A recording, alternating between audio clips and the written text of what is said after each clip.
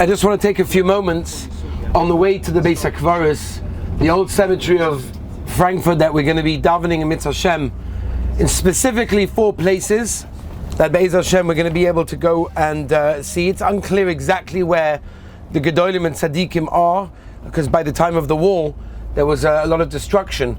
So there are eyewitnesses that were able to tell based on memory where things were. We'll speak about it before there.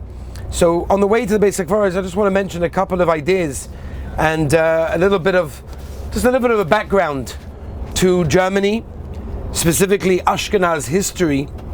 You know, it's an amazing thing. We really should be in awe and trepidation when we talk about the Gedolim and Tzaddikim of previous generations.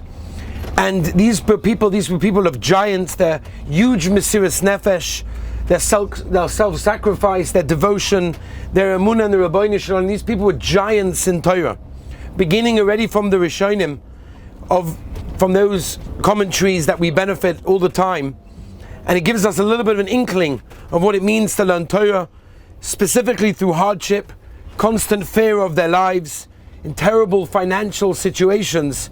These people devoted themselves to learning Torah, but not just to learn Torah, but also to master Torah.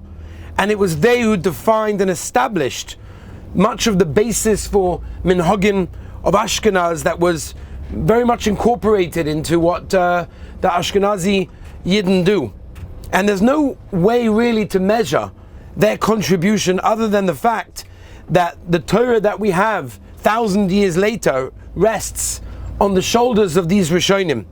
Now their Talmidim were later Rabbonim, Poskim, whose lives were really connected to Torah. The Minhagim of Ashkenaz were based and established upon the principles of Torah with tremendous Mesiras Nefesh, and there was no room for compromise. A lot that went on over here in Germany was very, very clear, the clear boundaries of what was halacha or not. The Yadus of Ashkenaz was founded on a unique set of values, and the ability of the German Jewry specifically to preserve their traditions on that which they felt to be the most important. So Rav Dessler has an interesting shtickle. Rav Dessler writes at Michtav Meliyahu, he writes that this quality very much affected by their environment, and he explains that any kedusha that is found anywhere is always transmitted through a specific heavenly sar, a guardian angel, which means that even though a specific character that goes to a specific country and a specific nation, that is absorbed by the environment, which is very important, and that is actually received from their heavenly guardian.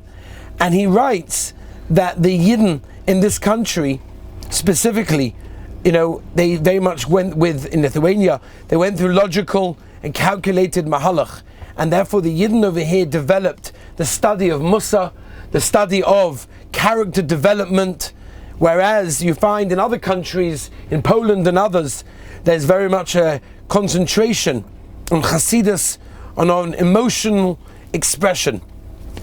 Frankfurt specifically was one of the oldest Jewish communities in Germany, and it was a city that was led by some of the greatest Gedolim that we know.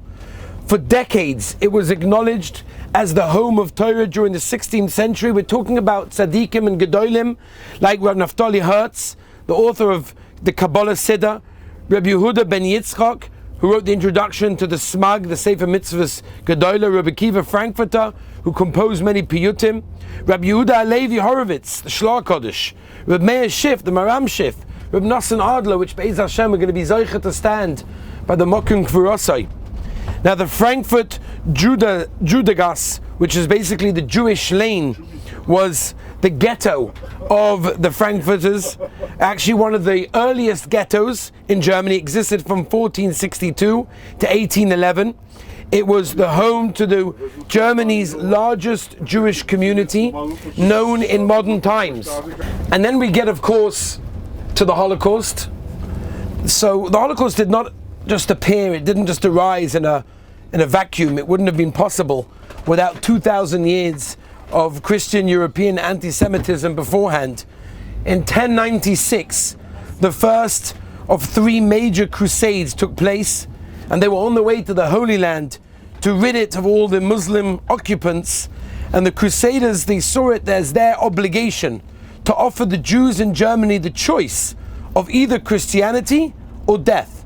Now, not only were there thousands of Yidden, including women and children, that were murdered as a result, but the Crusades set a very dangerous precedent. Then there was the rise of mass murder of Jews organized by the church, and did nothing to stop that. There were ugly lies spread about the Jews at that time, specifically the pogroms, and they're accusing the Yidden of using the blood of Christians for their matzahs. The Jews were the devils, they poisoned the wells, they were money hungry, and all of these things. We're talking about things that happened in 1096. That means over the centuries, countless of Yidden in different communities all over Europe were murdered in cold blood at the hands of Christians that were just simply to kill Yidden, and had no other reason to do that. During the Middle Ages, there was also the worst excesses of Jew hatred took place here in Germany. There was specifically in 1298, 100,000 Yidden were killed, and there were blood libels all over the place. In 1500s, things got even worse in Germany, with the Protestant Reformation challenging the Catholic form of Christianity, which had been powerful for 15 centuries.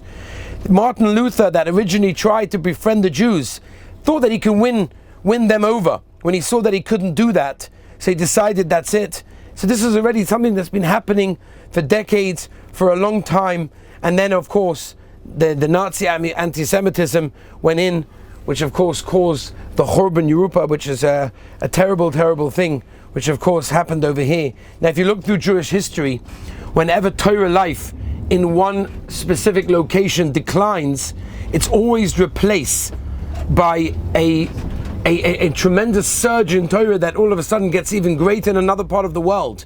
In a beautiful Sefer Torah Lemelech, Rav Palm Zatzal brings down that if you look through Jewish history, whenever there's a catastrophe, whenever there's tragic events, it's always followed by a time of recovery and a rejuvenation in Torah life as well. And that's what happened specifically throughout the generation that we saw throughout our time. So although the very earth that we stand on over here is soaked with Yiddish blood, and it's not something that just happened 80, 90 years ago, it's something that's been happening for many, many years, and that's the story of our history. But what we're going to do, Be'ez Hashem, is we're going to try to concentrate on the Gedolim and the Tzaddikim that were specifically here in Germany, that were in Frankfurt, that were Gedolim here, that were Rabbonim here. But not just Rabbonim, these were people that left their mark on the world that we feel ad hayom hazeh. As we're going to speak about some of the tzaddikim that we're going to go to, and we're going to have a schus of davening. Everybody has on their Seder Tehillim, Kedai to take it with. We're going to say a kapitel or two by each one, and then maybe by the Baal Shem HaMechelshtat will daven collectively for Klal Yisrael, which we should always be davening for, of course. But the tzaddikim that we're here, we're not just tzaddikim of their time, but the tzaddikim really that made a difference in the world, in the Torah world, for us, ad hayom hazeh. And we should be zocher that all our tefillahs, Be'ez Hashem, should be mekabel tova.